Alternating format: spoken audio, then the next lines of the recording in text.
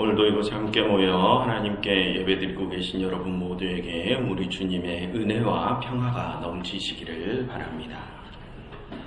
여러분, 지난 한 달여 정도는 우리가 대림절과 성탄절을 지내느라 잠시 창세기 강해를 멈추었습니다. 그래서 이제 다시 그 창세기 강해로 돌아가 보려고 합니다. 우리는 지난번에 창세기 45장까지의 내용을 함께 살펴보았습니다. 창세기 37장부터 45장까지의 내용은 요셉에 대한 이야기였죠. 그 이야기에서 요셉은 애굽의 총리가 되어 기근이 닥친 가나안 땅에 있는 자신의 가족들을 음식과 생명이 있는 애굽 땅으로 불러들였습니다. 그래서 이제 이 46장에서 요셉의 아버지 야곱은 자신의 모든 소유와 가족들을 데리고 애굽으로 이주를 시작합니다. 이제부터 살펴볼 이 46장부터 마지막 50장까지의 내용은 그 애굽으로의 이주 이야기입니다. 그런데 여러분, 여기서 잠깐 이제 시작될 46장부터 마지막 50장까지의 소제목들을 여러분들의 성경에서 한번 찾아보시겠습니까? 46장부터 50장까지의 소제목들을 한번 쭉 훑어보십시오. 그 소제목들을 보시면 야곱의 이름이 계속해서 등장함을 알 수 있죠. 그래서 여기서 우리가 알 수 있는 것은 이 46장부터 50장은 다시 야곱이 주인공으로 재등장하는 이야기임을 알 수 있습니다.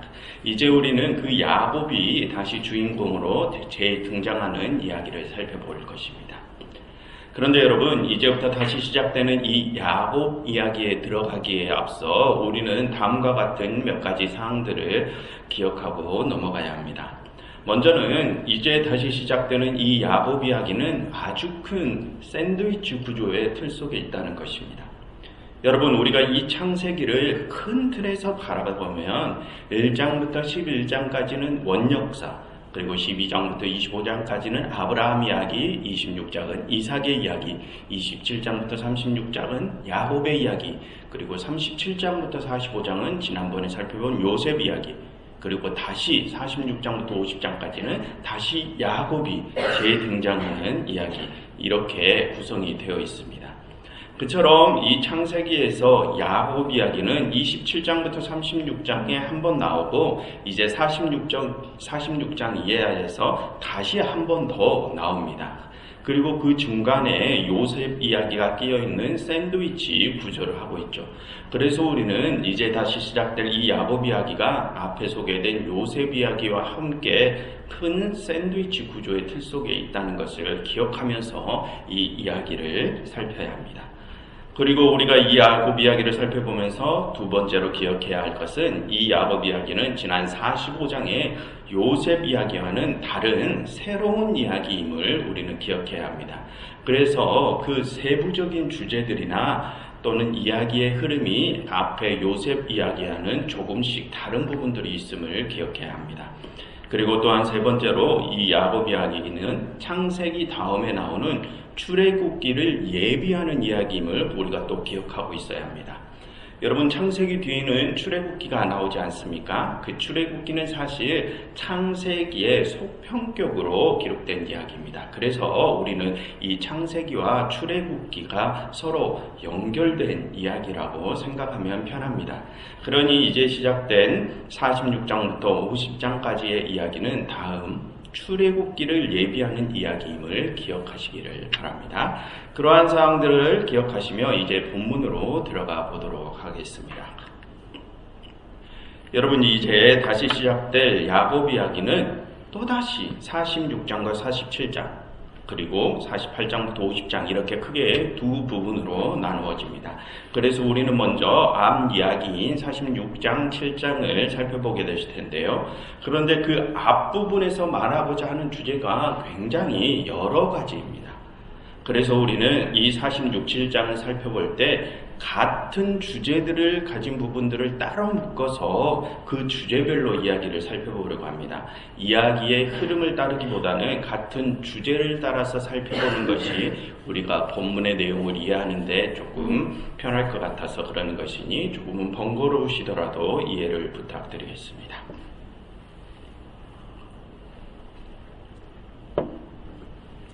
여러분, 이 46장과 7장 이야기는 크게 요셉과 가족 사이의 이야기, 그리고 요셉과 애굽 제국 사이의 이야기, 그리고 요셉의 가족과 애굽 제국 사이의 이야기, 이렇게 크게 세 가지 주제로 나누어집니다.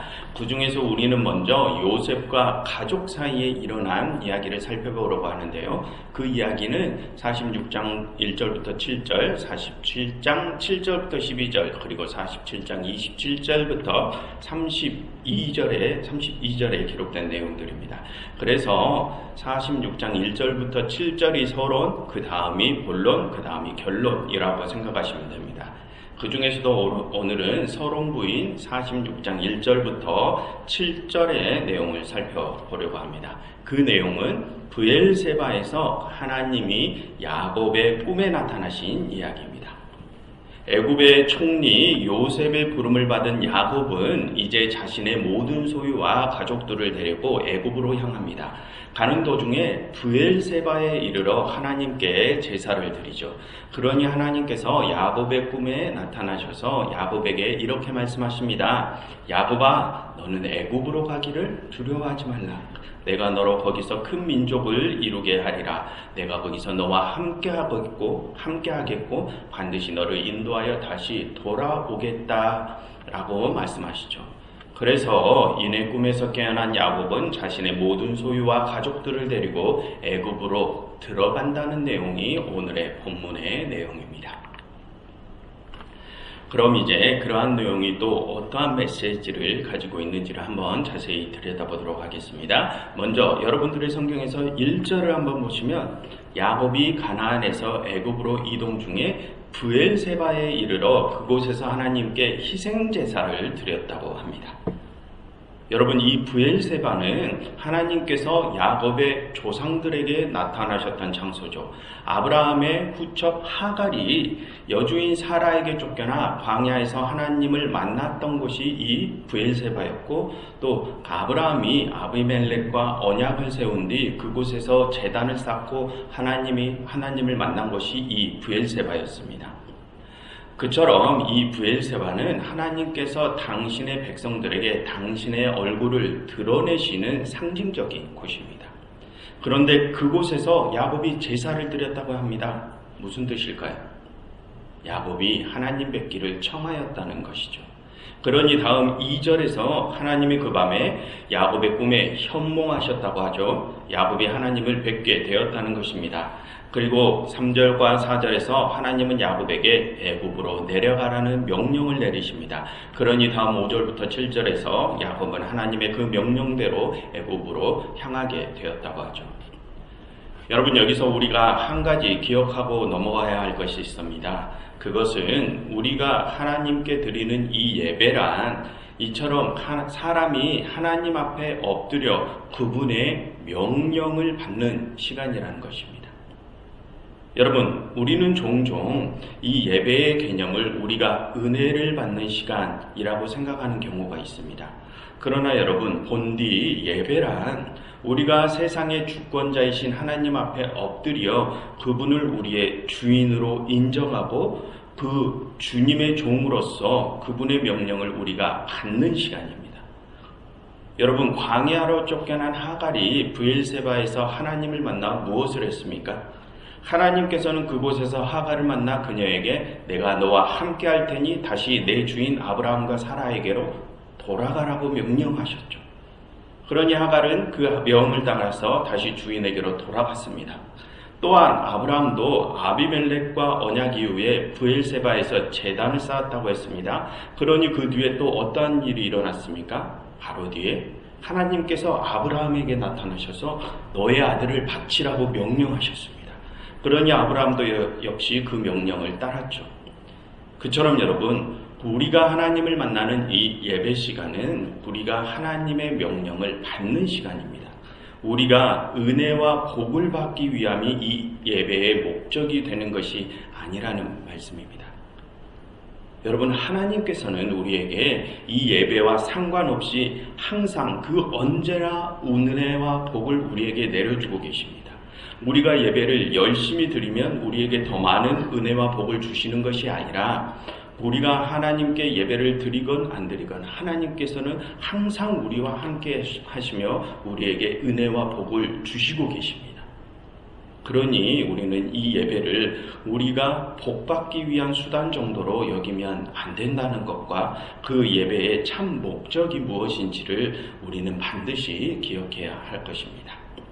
아무튼 지금 브엘세바에서 야곱에게 나타나신 하나님은 그에게 명령을 내리십니다. 그럼 그 명령이 어떤 명령입니까? 애굽으로 가라는 명령입니다. 그런데 여러분, 아까 살펴본 1절에서 이미 야곱은 애굽으로 향하는 여정길에 올랐습니다. 그런데 왜 굳이 하나님께서는 이미 애굽으로 향하고 있는 그 야곱에게 나타나셔서 애굽으로 가라는 명령을 하시는 것일까요? 이미 야곱은 애굽으로 향하고 있는데 말입니다. 그것은 지금 야곱이 애굽으로 가는 것을 망설이고 있기 때문입니다.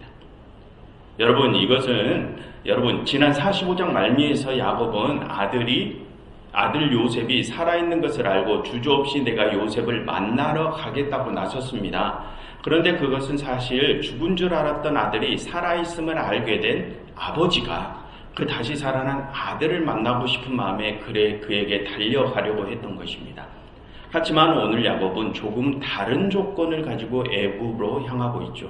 가서 죽은 줄 알았던 아들을 만나고 돌아오는 것이 아니라 남은 가족들과 모든 소유를 이끌고 완전히 이주하는 상황입니다. 그러한 상황은 아들의 얼굴을 잠깐 보고 돌아오는 것과는 다른 상황이죠. 그래서 야곱은 지금 애굽으로 향하는 것이 두렵습니다. 여러분, 잠시 3절 4절을 보시겠습니까? 야곱의 꿈에 현모하신 하나님께서는 야곱에게 뭐라고 말씀하시며 애굽으로 가라 하십니까? 나는 내 아버지의 하나님이니 애굽으로 가기를 두려워하지 말라라고 하시면서 애굽으로 가라 하시죠. 즉 지금 야곱은 애굽으로 가는 것을 두려워하며 망설이고 있는 것입니다. 그럼 여러분, 지금 야곱은 왜 애굽으로 이주하는 것을 망설이고 있을까요? 여러분, 아까 말씀드린 것처럼 이 야곱 이야기는 여기에만 나오는 것이 아니라고 했습니다. 앞에 요셉 이야기, 그 이전에 27장부터 36장에서 이미 한 번 더 나왔었죠. 그럼 여러분, 그 첫 번째 야곱 이야기를 떠올려 보시면 야곱에게는 사실 어디가 하나님께서 주신 약속의 땅입니까? 지금까지 야곱이 있었던 그곳 가나안 땅이 약속의 땅이었죠. 그런데 지금 야곱은 어디로 자신의 삶의 터전을 옮겨야 합니까? 그 약속의 땅을 벗어나서 다른 곳으로 이주해야 합니다. 그것도 죽을 때가 가까운 아주 많은 나이에 말입니다. 그러니 야곱은 지금 가나안 땅을 벗어나는 것을 망설이는 것이죠. 여러분, 이러한 내용을 통하여 우리가 알 수 있는 것은 이제 다시 시작될 이 야곱 이야기는 하나님의 백성들, 즉 이스라엘이 하나님께서 약속하신 땅을 잠시 벗어나게 되는 이야기를 한다는 것입니다. 그래서 여러분, 아까도 말씀드렸지만 이 46장부터 50장까지의 짧은 야곱 이야기 뒤에는 출애굽기라는 이야기가 따라온다고 하지 않았습니까? 애굽에서 생활하는 이야기가 따라옵니다. 즉 이제부터는 약속의 땅을 잠시 벗어난 이야기를 한다는 것입니다. 그런데 여러분, 그처럼 하나님의 백성들이 약속의 땅을 벗어나는 이야기는 사실 우리 전 인류의 삶을 상징해서 보여주는 이야기입니다. 그래서 그러한 이야기는 이 성경에서 계속해서 반복적으로 나오죠. 지금 우리가 살펴보고 있는 이 창세기를 예로 들어보면 여러분, 처음에 하나님께서 에덴 동산에서 아담과 하와를 만드셨죠. 그런데 그들이 어떻게 되었습니까? 그들은 죄악을 범함으로 그들의 본향이 그 에덴 동산을 떠나게 되었죠. 그 다음 세대도 마찬가지입니다. 가인과 아벨 이야기에서 가인은 동생 아벨을 죽이고 하나님께서 계신 곳에서 다른 곳으로 떠나 자신만의 세상 에녹성을 짓고 거기서 하나님의 눈을 피해서 살았죠.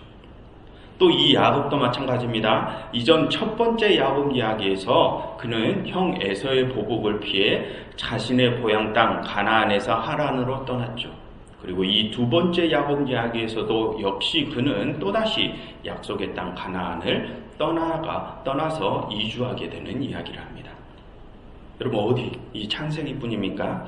열왕기와 역대기 같은 역사서들에는 이스라엘이 죄를 지어 본향 땅인 가나안 땅에서 쫓겨나 세계 각지로 흩어지는 이야기를 합니다. 그처럼 성경에서는 하나님의 백성들이 본향을 떠나는 이야기를, 여행 이야기를 반복적으로 들려줍니다. 여러분, 그러한 여행 이야기는 비단 그 이야기 속에 이스라엘 사람들만을 위한 이야기가 아니라 우리 인류 전체의 삶의 이야기를 상징적으로 보여주는 것입니다. 여러분, 그 여행 이야기가 비단 과거의 그 이스라엘 민족들만을 위한 이야기였다면 한두 번 이야기되고 말았겠죠. 그런데 세대가 넘어가고 새로운 세대가 와도 계속해서 그 여행 이야기를 다룬다는 것은 그 여행 이야기는 우리 모든 인류의 이야기라는 의미입니다. 여러분, 우리의 삶도 마찬가지죠. 우리의 삶 역시 그 여행과도 같지 않습니까? 우리 한 명 한 명 그 각자는 본래 하나님과 연합된 존재였으나 지금은 그분의 품을 떠나 이 생에서의 여행을 하고 있습니다. 그래서 하나님께서는 당신의 아들을 우리에게 보내시어 우리가 돌아가야 할 본향이 있음을 깨닫게 하셨죠. 그처럼 이 여행 이야기는 우리의 삶의 여정에 대한 이야기인 것입니다. 그런데 여러분, 우리는 그 삶의 여정 속에서 여러 난관들을 만나며 고난들을 겪죠. 그래서 우리는 항상 두려움과 망설임 속에서 살아갑니다. 마치 이제 또 다른 새로운 여행을 떠나야 하는 오늘의 야곱처럼 말입니다. 그런데 여러분, 그 여행은 사실 두려운 여행이 아닙니다. 여러분 3절과 4절을 다시 보시면 하나님께서는 야곱에게 애굽으로 떠나라 명하시면서 또 다른 어떤 말씀을 하십니다. 3절과 4절을 함께 읽어보실까요? 하나님이 이르시되 나는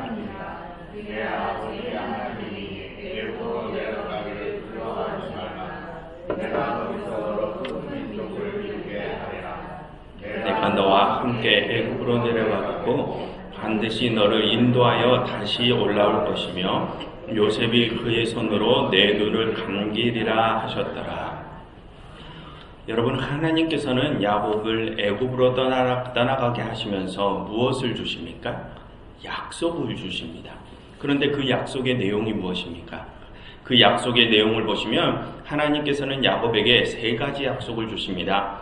먼저는 내가 거기서 너로 큰 민족을 이루게 하시겠다는 약속이죠.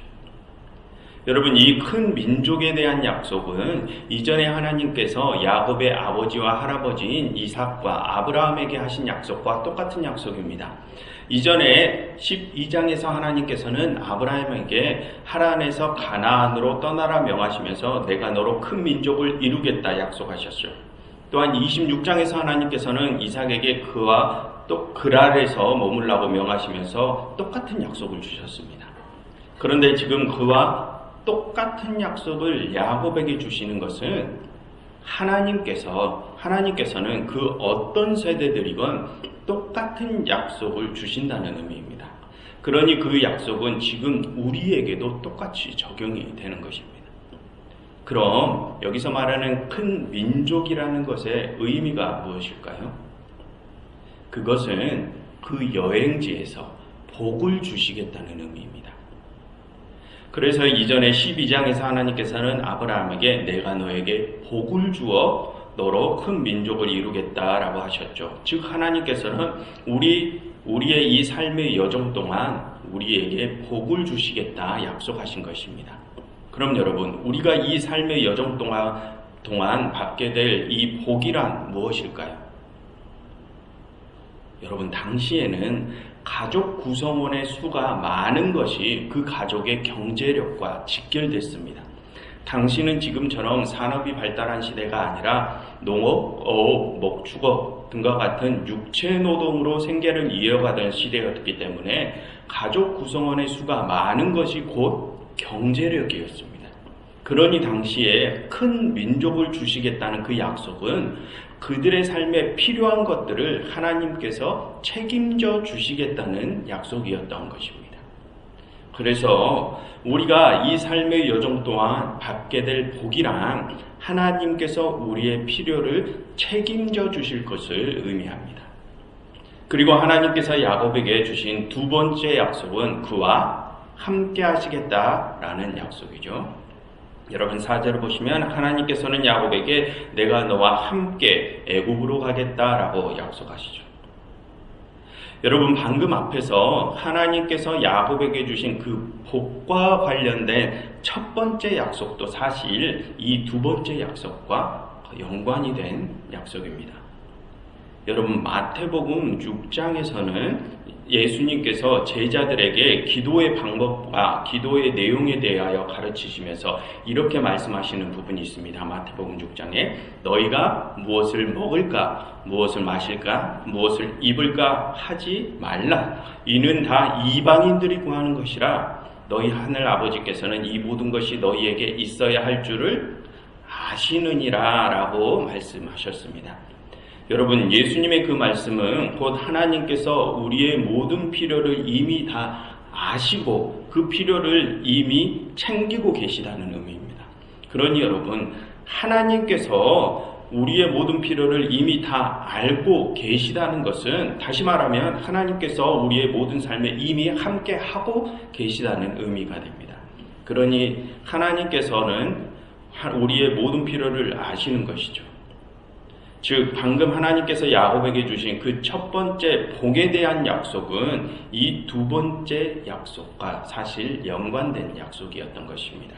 그래서 여러분 우리가 여기서 생각해야 할 것은 방금 첫 번째로 주신 그 복에 대한 약속의 기본적인 의미는 하나님께서 우리와 함께 하심이 곧 복이라는 뜻입니다. 하나님께서 우리의 삶의 여정 동안 함께 하시는 것이 우리가 이 삶 동안 받게 될 복이라는 것이죠. 그리고 마지막 세 번째로 하나님께서 야곱에게 주신 것은 4절 하반절 반드시 너를 인도하여 다시 올라오게 할 것이다 라는 약속입니다. 여러분 여기서 저자는 올라오다 라는 표현을 쓰고 있습니다. 그것은 저자가 우리의 본향 하나님의 나라를 우리로 하여금 떠올리게 하기 위해서 선택한 표현입니다. 여러분 우리는 보통 작은 마을에서 큰 도시로 나갈 때 올라간다는 말을 사용하지 않습니까? 지도상으로 위도가 높은 곳으로 갈 때 올라간다라는 표현을 사용하기도 하지만 과거에는 이 창세기가 쓰일 당시에는 지금과 같은 위도, 경도의 개념이 없었습니다. 당시는 지구가 평평하다고 생각하는 시대였기 때문에 이 위도, 경도, 높고 낮음의 개념이 없었습니다. 아무튼 보통 우리는 작은 마을에서 큰 도시로 나갈 때 우리는 올라간다라는 표현을 사용하죠. 그런데 지금의 상황을 보면 하나님께서 이 야곱을 큰 나라인 애굽에서 다시 작은 나라인 가나안으로 돌아오게 하시겠다고 약속하시면서 올라간다는 표현을 사용하신다는 것입니다. 애굽이 큰 나라가 아니라 그 작은 나라 가나안이 더 큰 곳인 것처럼 말씀하시죠. 그래서 여기서 우리가 알 수 있는 것은 이 창세기의 저자는 우리로 하여금 야곱이 다시 돌아올 그 가나안 땅, 그 약속의 땅을 통하여 우리의 본향 하나님의 나라를 우리로 떠올리게 하기 위해서 이 올라간다라는 표현을 사용했음을 알 수 있습니다. 그래서 우리는 이 세 번째 약속이 하나님께서 우리를 반드시 당신의 나라로 다시 인도하시겠다는 약속임을 알 수 있습니다. 그러니 여러분, 우리의 이 삶의 여정은 절대 두려운 여행이 아닙니다.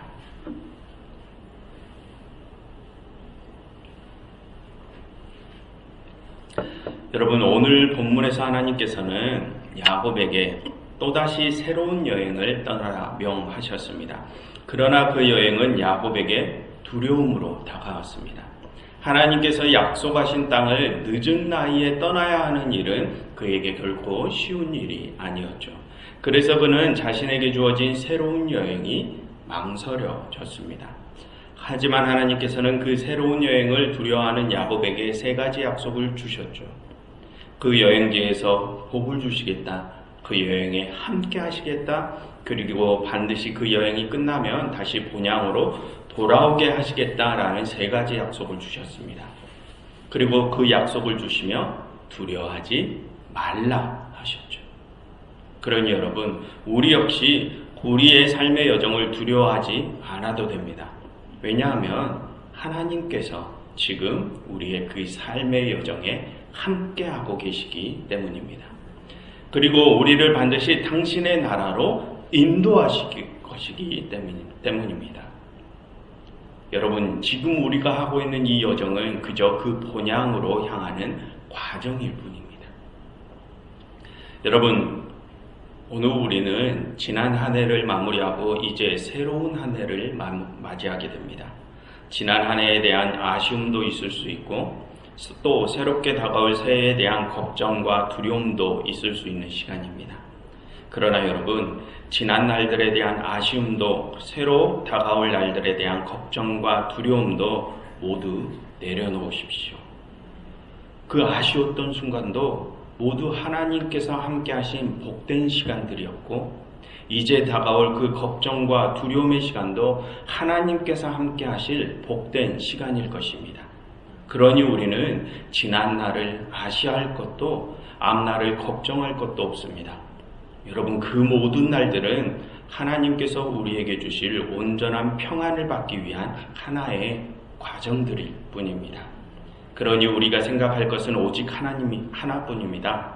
우리에게 복 주시고 우리와 함께 하시고 우리를 당신의 나라로 돌아오게 하시겠다는 그 하나님의 약속을 우리가 신뢰하면서 항상 기쁨과 평안 속에서 하나님의 명령대로 나아가는 것뿐입니다. 그러니 여러분, 지난날의 아쉬움도 앞날에 대한 걱정도 모두 내려놓으시고 하나님의 그 약속을 신뢰하시며 새롭게 다가오는 그 새 날들에 하나님이 함께 하시는 그 복된 삶을 누리시기를 간절히 바랍니다. 기도하겠습니다. 저희와 함께 하시는 임마누엘의 하나님, 저희로 지난 날들에 대한 아쉬움을 버리게 하시고 또 다가오는 새 날들에 주님께서 함께 하시는 복된 삶, 기쁨과 평안의 삶을 누리게 하시옵소서.